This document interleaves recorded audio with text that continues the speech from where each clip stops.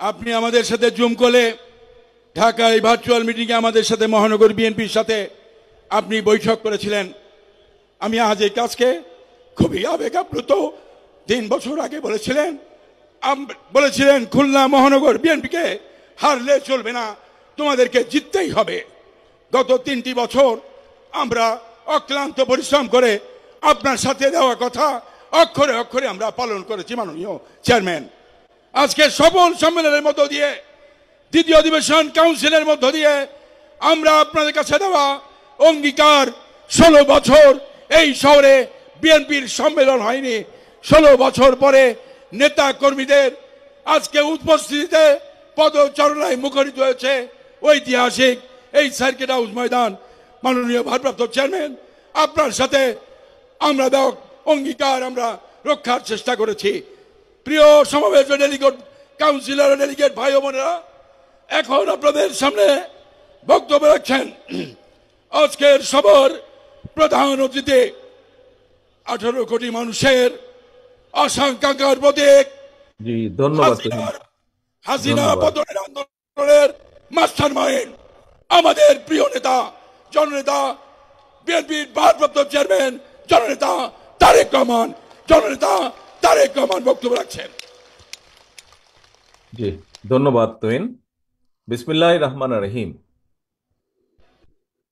খুলনা মহানগরীর দ্বিবার্ষিক কাউন্সিল উপলক্ষে আয়োজিত আজকের এই কাউন্সিল অনুষ্ঠানের সম্মানিত সভাপতি, মঞ্চে উপস্থিত কেন্দ্রীয় এবং খুলনা বিভাগীয়, খুলনা মহানগরী এবং খুলনা জেলার সম্মানিত নেতৃবৃন্দ, আমার সামনে উপস্থিত খুলনা মহানগরীর 505 জন কাউন্সিলর বৃন্দ, উপস্থিত খুলনা মহানগরী, খুলনা জেলা বিএনপির সহ অঙ্গ সহযোগী সংগঠনের সকল উপস্থিত প্রিয় সহকর্মীবৃন্দ, আসসালামু আলাইকুম। আমরা প্রায় কম বেশি সকলের বক্তব্যেই আমরা এতক্ষণ শুনেছি যে 16 বছর পরে আজকে খুলনা মহানগরীতে বাংলাদেশ জাতীয়তাবাদী দল মহানগরী বিএনপির কাউন্সিল অনুষ্ঠিত হচ্ছে। এই কাউন্সিল উপলক্ষে আপনাদের সকলকে আমি জানাই, এই কাউন্সিলের সাথে যারা বিভিন্নভাবে সম্পৃক্ত আছেন, বিভিন্ন উপকমিটি থেকে শুরু করে আহ্বায়ক কমিটির সদস্য, বিভিন্ন ওয়ার্ড, থানার সকল নেতৃবৃন্দ যারা এই কাউন্সিলকে এই মুহূর্ত পর্যন্ত নিয়ে আসতে অক্লান্ত পরিশ্রম করেছেন, তাদের সকলকে জানাই আন্তরিক শুভেচ্ছা। প্রিয় প্রিয় সহকর্মীবৃন্দ, এই খুলনা মহানগরীতে আপনাদের সকলেই কম বেশি ওয়াকিফল আছেন যে আমাদের নেতা শহীদ রাষ্ট্রপতি জিয়াউর রহমানের নামে একটি ফাউন্ডেশন আছে, জিয়াউর রহমান ফাউন্ডেশন। এই ফাউন্ডেশনের প্রথম যেই কর্মসূচিটি ছিল একটি হেলথ ক্যাম্প, সেই প্রথম কর্মসূচিটি আমরা শুরু করেছিলাম, অর্থাৎ সেই কর্মসূচির মাধ্যমে জিয়াউর রহমান ফাউন্ডেশনের যাত্রা শুরু হয়েছিল এবং সেটা এই খুলনা মহানগরীর মাটি থেকে শুরু হয়েছিল। আজকে আবার বহু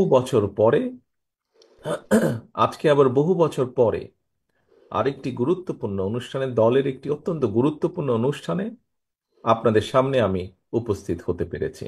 আল্লাহর কাছে অশেষ শুকরিয়া। প্রিয় সহকর্মীবৃন্দ,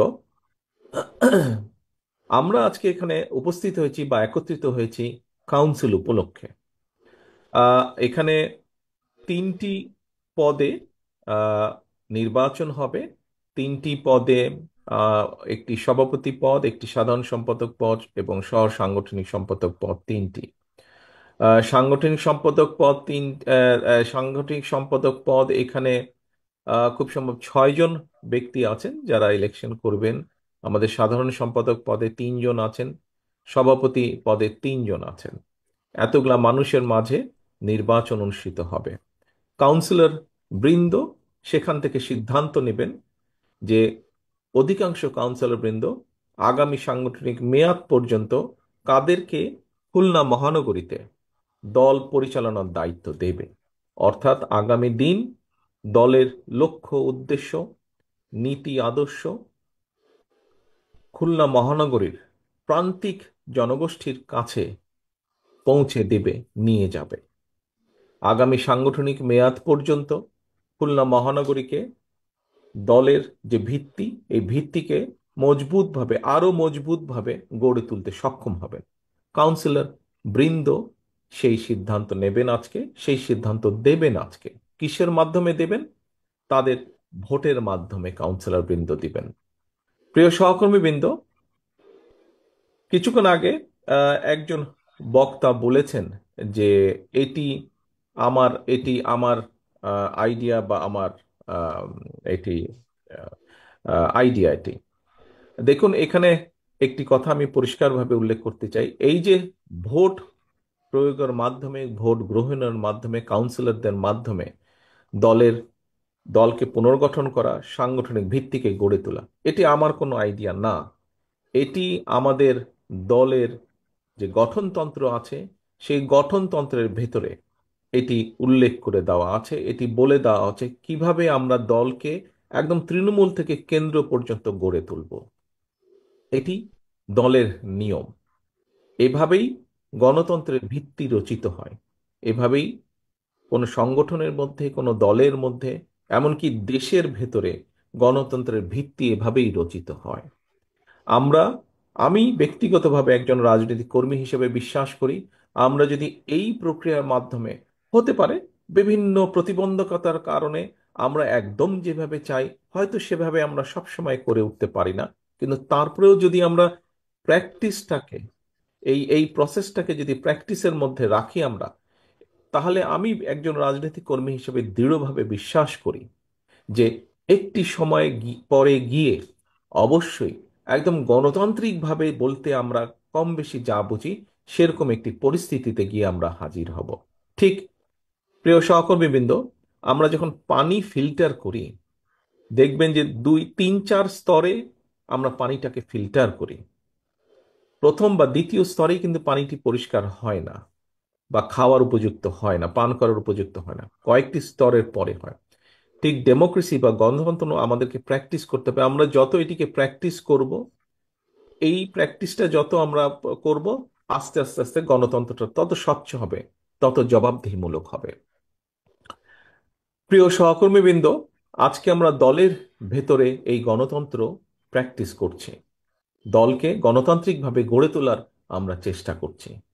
কিন্তু এই যে বাংলাদেশ, যেই বাংলাদেশে মানুষের গণতান্ত্রিক অধিকার, কথা বলার অধিকার, রাজনৈতিক অধিকার, অর্থনৈতিক অধিকার প্রতিষ্ঠার জন্য আমাদের শত হাজারো নেতাকর্মী গুম হয়েছে, খুন হয়েছে, আমাদের লক্ষ লক্ষ নেতাকর্মী বিভিন্নভাবে, এখানে উপস্থিত আপনারা যারা আছেন কম বেশি প্রত্যেকটা মানুষ বিভিন্নভাবে নির্যাতিত হয়েছেন, মিথ্যে মামলা, গায়েবী মামলার আপনাদেরকে হাজির দিতে হয়েছে, এখনো অনেককে হাজির দিতে হচ্ছে, প্রায় প্রতিনিয়ত কোর্টে হাজির দিতে হচ্ছে।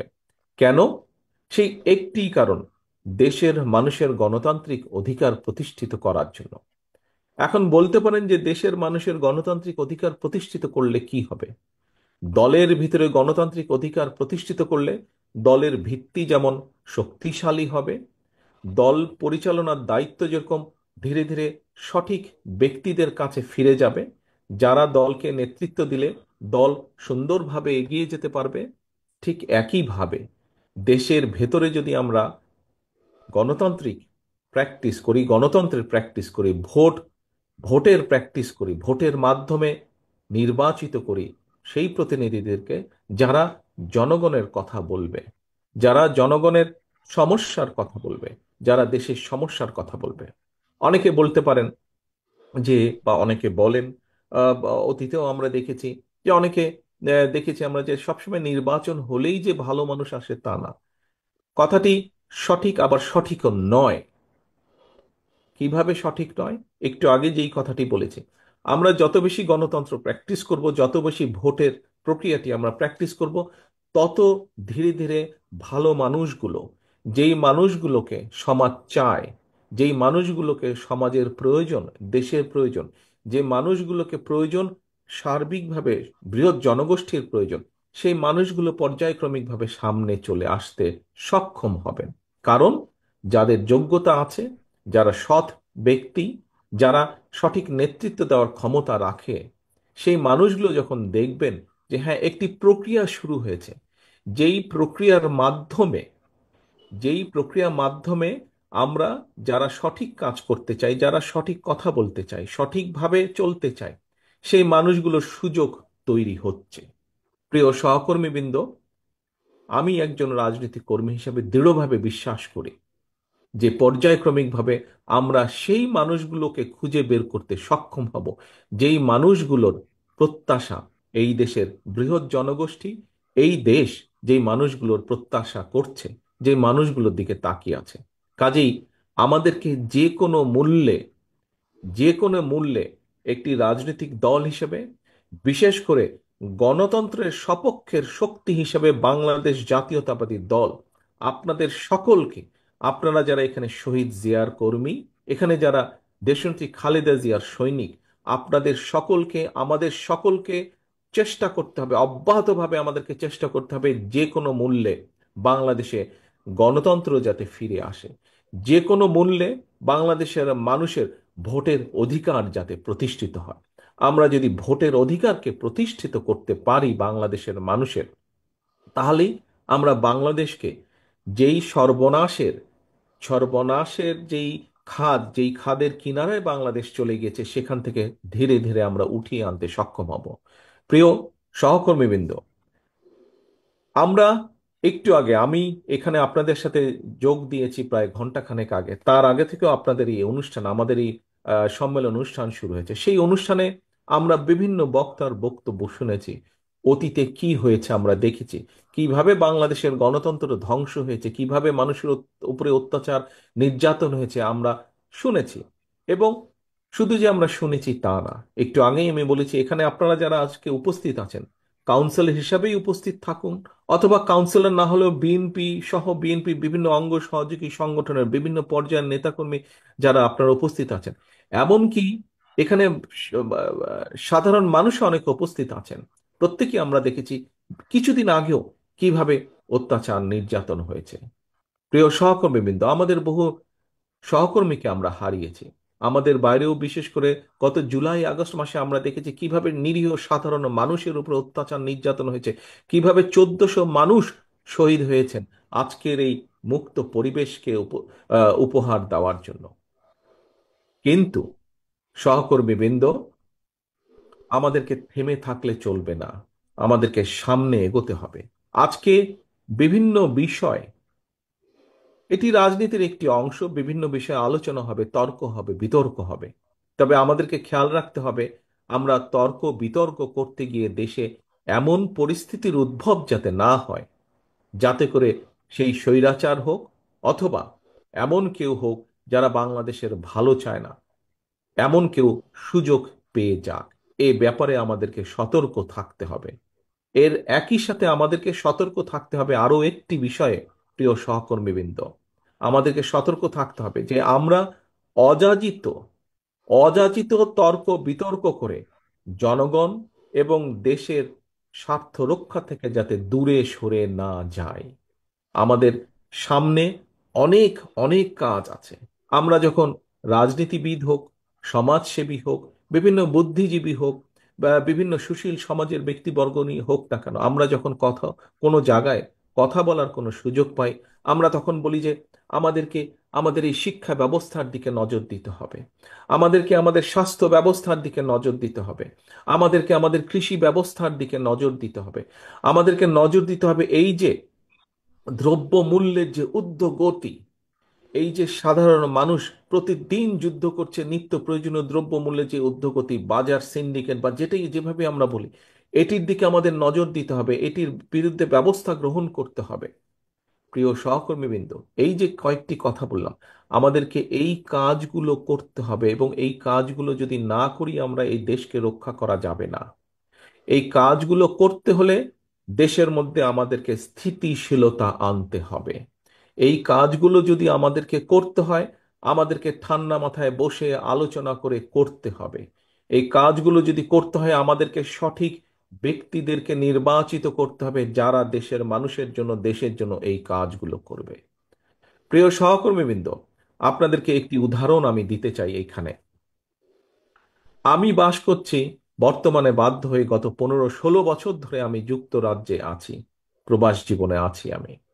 প্রিয় সহকর্মীবৃন্দ, আপনারা নিশ্চয়ই এরই মধ্যে দেখেছেন যে আমরা 31 দফা নামে 31টি দফা দিয়েছি বিভিন্ন বিষয়ে, যে একটু আগে বললাম কৃষি, স্বাস্থ্য, প্রশাসন, শিক্ষা, অর্থনীতি, বিভিন্ন বিষয়ে আমরা 31 দফা দিয়েছি। আমি 31 দফার বিষয়ে বড় কথায় যাব না, বিস্তারিতভাবে আমি এখন যাব না।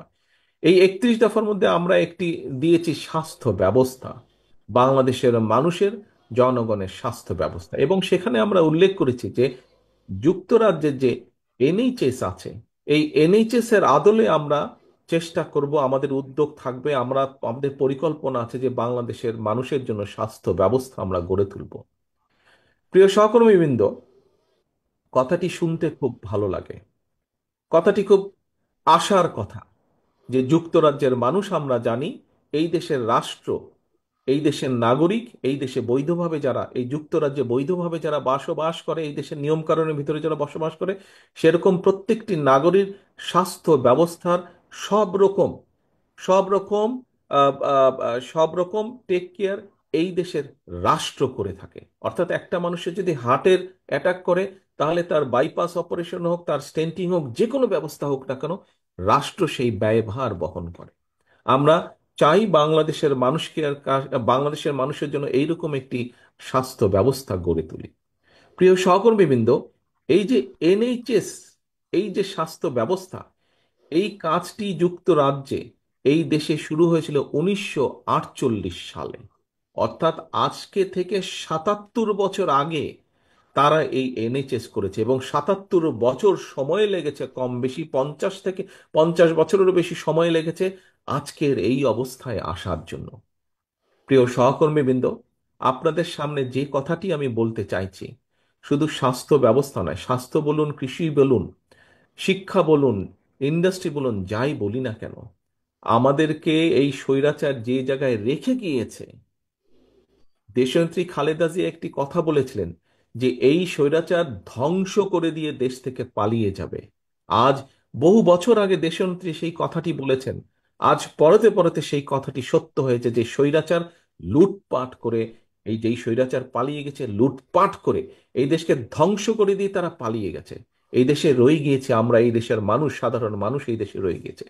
প্রিয় সহকর্মী, সেই জন্যই আমি বলেছি, আজকে যদি আমরা সংস্কারের কথা বলেছি, কিন্তু সংস্কার নিয়ে যদি আমরা প্রতিনিয়ত শুধু অবান্তর আলোচনা করতে থাকি, তাহলে আমাদের যে মূল কাজগুলো, অর্থাৎ দেশের মানুষের সমস্যার সমাধান করা, সেটি নিত্য প্রয়োজনীয় দ্রব্য মূল্যের সমস্যার সমাধান হোক, সেটি রাস্তায় পথ চলার, রাস্তাঘাটের নষ্ট রাস্তাঘাট ঠিক করার সমস্যার সমাধান হোক, আমাদের ভবিষ্যৎ প্রজন্ম ছাত্রছাত্রীদের শিক্ষা ব্যবস্থা হোক, কৃষকদের কৃষি ব্যবস্থা হোক, স্বাস্থ্য ব্যবস্থা, যেটাই হোক না কেন, যুক্তরাজ্যের মতন দেশের যদি 77 বছর লাগে তাদের স্বাস্থ্য ব্যবস্থাকে গড়ে তুলতে, প্রিয় সহকর্মীবৃন্দ, আমাদের এর ভিতরেই 50 বছরেরও বেশি সময় পার হয়ে গেছে দেশের। আমরা কিছু কিছু ক্ষেত্রে হয়তো কিছু কিছু সফলতা বা সফলতার দ্বার প্রান্তে গিয়ে পৌঁছেছি আমরা, কিন্তু এখনো সম্পূর্ণভাবে সফল হতে পারিনি। অনেক কাজ সামনে বাকি আছে সহকর্মীবৃন্দ, এবং এই যে কাজগুলো বাকি আছে, এই কাজগুলো আমাদেরকে করতে হবে। এই দেশকে যদি আমাদেরকে গড়ে তুলতে হয়, এই রাষ্ট্র ব্যবস্থাকে যদি পুনর্গঠন করতে হয়, এই কাজগুলো করতে হবে। আজকে আপনারা এখানে যারা হাজির হয়েছেন, আপনারা প্রত্যেকে দেশনেত্রী বেগম খালেদা জিয়ার সৈনিক, আপনারা শহীদ রাষ্ট্রপতি জিয়া রহমানের কর্মী। আপনারা, প্রিয় সহকর্মীবৃন্দ, দেশের মানুষ, দেশের অধিকাংশ মানুষ আজ আপনাদের দিকে তাকিয়ে আছে, যে অধিকাংশ মানুষ এখন পর্যন্ত মনে করে যে দেশে যদি একটি সঠিক নির্বাচন হয়, সুষ্ঠু নির্বাচন হয়, ইনশাল্লাহ আল্লাহর রহমতে বিএনপি সরকার পরিচালনার দায়িত্ব পাবে। কিন্তু কিন্তু সহকর্মীবৃন্দ, শুধু এই আশা নিয়ে বসে থাকলে চলবে না। সেই জন্য আমাদেরকে নিজেদেরকে তৈরি করতে হবে, প্রত্যেকটি নেতাকর্মীকে সেই জন্য তৈরি হতে হবে। আমাদের কথাবার্তা, কাজ, কর্ম সবকিছুতে সেটির প্রতিফলন প্রতিফলন থাকতে হবে। আমাদের দেশের মানুষ আমাদের কাছে যেই প্রত্যাশা করে, সেই প্রত্যাশা অনুযায়ী আমাদেরকে গড়ে তুলতে হবে, আমাদের কথাগুলো পৌঁছে দিতে হবে, আমাদের কাজগুলোকে সেভাবে করতে হবে। আজকে এখানে আমরা সম্মেলন উপলক্ষে একত্রিত হয়েছি, কিন্তু শুধু সম্মেলন উপলক্ষে একত্রিত হয়ে সম্মেলনকে যেরকম আমরা সফল করেছি আজকে, বা সফল করার দ্বারপ্রান্তে আমরা এসে হাজির হয়েছি, ঠিক একইভাবে আল্লাহ রহমতের দেশের মানুষ আমাদেরকে দায়িত্ব দিলে সেই দায়িত্ব যাতে আমরা সফলভাবে পালন করতে পারি, তার জন্য আজকে প্রতিশ্রুতিবদ্ধ হতে হবে। প্রিয় সহকর্মীবৃন্দ, আজকের এই সম্মেলনে আমাদেরকে সেই প্রতিশ্রুতি নিতে হবে, সেই শপথ আমাদেরকে নিতে হবে যে খুলনা মহানগরীর অন্তত যে কজন নেতা কর্মী আছেন, আপনি বিএনপি হন, আপনি যুবদল হন, ছাত্র দল হন, স্বেচ্ছাসেবক হন, কৃষক দল হন, আইনজীবী ফোরামের সদস্য হন, যেই হন না কেন, আপনি যদি শহীদ জিয়ার কর্মী হয়ে থাকেন, দেশনেত্রী খালেদা জিয়ার সৈনিক হয়ে থাকেন, আজকে আপনাকে প্রতিজ্ঞা নিতে হবে, আজকে আপনাকে শপথ নিতে হবে যে আপনার কাঁধে দায়িত্ব অর্পণ করলে, এই দেশের মানুষ আপনার কাঁধে ইনশাল্লাহ দায়িত্ব অর্পণ করলে, আপনাকে যে কোনো মূল্যে সেই দায়িত্ব আপনাকে পালন করতে হবে। নিজের ব্যক্তি স্বার্থকে জলাঞ্জলি দিয়ে হলেও আপনাকে সেই দায়িত্ব পালন করতে হবে।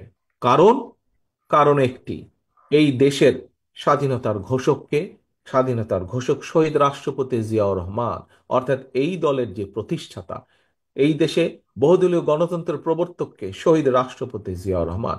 এই দেশে সংসদীয় গণতন্ত্রের পুনরুদ্ধার কে করেছিলেন? দেশনেত্রী খালেদা জিয়া। এই দেশের নারীদের শিক্ষা ব্যবস্থা কে করেছিলেন? দেশনেত্রী খালেদা জিয়া।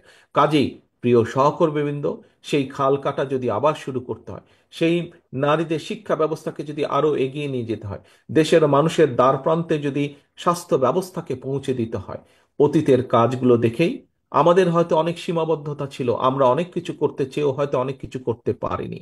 কিন্তু আমি বিশ্বাস করি, আমরা যদি আমাদের সীমাবদ্ধতার কথাগুলো জনগণের কাছে সঠিকভাবে তুলে ধরতে সক্ষম হই, নিশ্চয়ই ইনশাল্লাহ জনগণ আমাদেরকে আবার সুযোগ দিবে।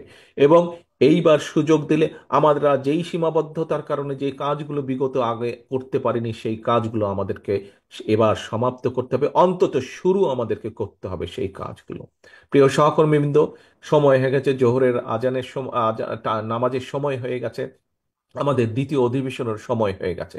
আসুন আজকে আমরা প্রতিজ্ঞাবদ্ধ হই, আমরা শপথ গ্রহণ করি, যেভাবে আমরা সফলভাবে আজকে খুলনা মহানগরীর সম্মেলনে অনুষ্ঠান আয়োজন করেছি, সম্মেলনকে সফল করছি, একইভাবে আগামী দিনে যখন ইনশাল্লাহ বাংলাদেশের মানুষের রায় নিয়ে আল্লাহর রহমতে আমরা দেশ পরিচালনার সুযোগ পেলে, সারা বাংলাদেশের শহীদ জিয়া, দেশনেত্রী খালেদা জিয়ার যত সৈনিক আছে, আমাদের মূল লক্ষ্য থাকবে, মূল লক্ষ্য থাকবে এই দেশের জনগণ এবং এই দেশ বাংলাদেশ, এই দেশের জনগণের অবস্থার পরিবর্তন করা, বাংলাদেশের অবস্থার পরিবর্তন করা, বাংলাদেশের মানুষের প্রত্যাশা অনুযায়ী বাংলাদেশকে গড়ে তোলা, বাংলাদেশের প্রত্যাশা অনুযায়ী বাংলাদেশকে সামনে নিয়ে যাওয়া।